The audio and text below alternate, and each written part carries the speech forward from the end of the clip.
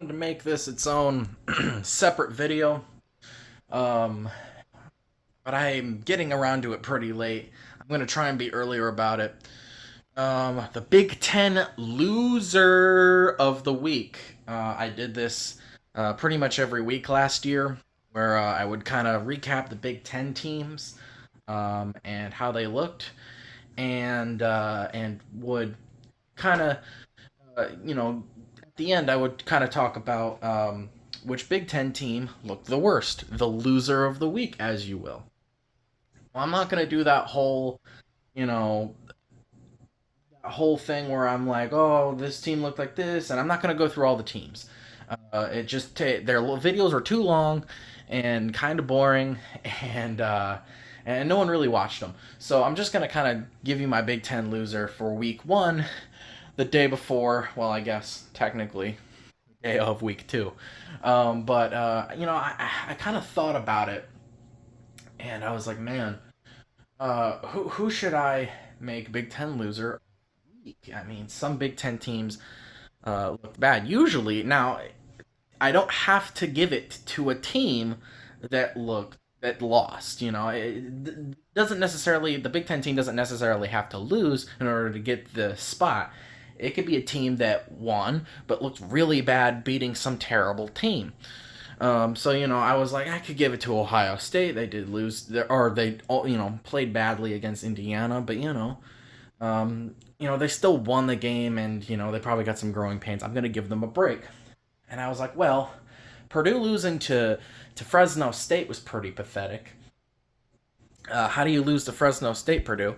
But then I realized that's just what Purdue does. They just lose to teams that they shouldn't lose to like that. There was only one team that logically deserved that spot in my eyes, and I think they are end up going to be my winner, and that is Nebraska.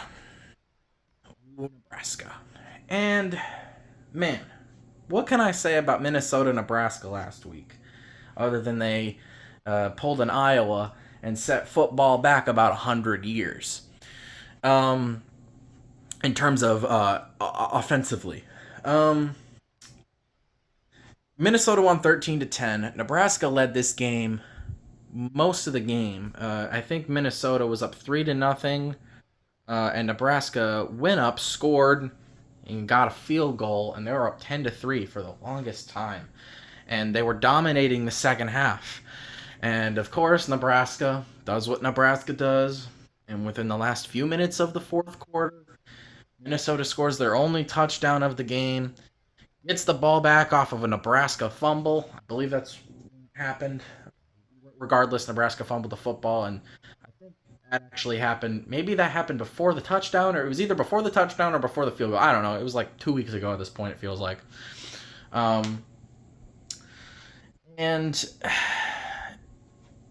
and then Minnesota gets the ball back and kicks a field goal to win the game.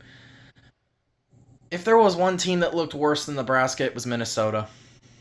And that's weird because Minnesota won the game. In my eyes, Nebraska looked better. And that's why they're on this list, because they should have won that game.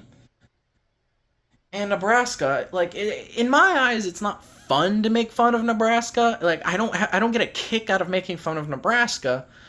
I feel bad for the fans actually, because the Nebraska fans, the Nebraska faithful, are very kind people and very loyal to their team, even when they are doing stuff like they're doing right now and winning 3 games a year under Scott Frost.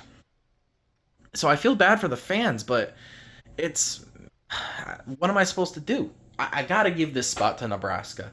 They blew it. They blew the game, and they lost the game that they shouldn't have. So yeah, that's my Big Ten loser of the week. As of right now, it's actually Friday night when I'm recording this, September 8th, and Kansas is up on Illinois 28-7 at halftime. So they may be my loser of the week, Illinois, next week, but we'll see how the other teams play tomorrow, and I'll update you on that one. So yeah, thanks for watching.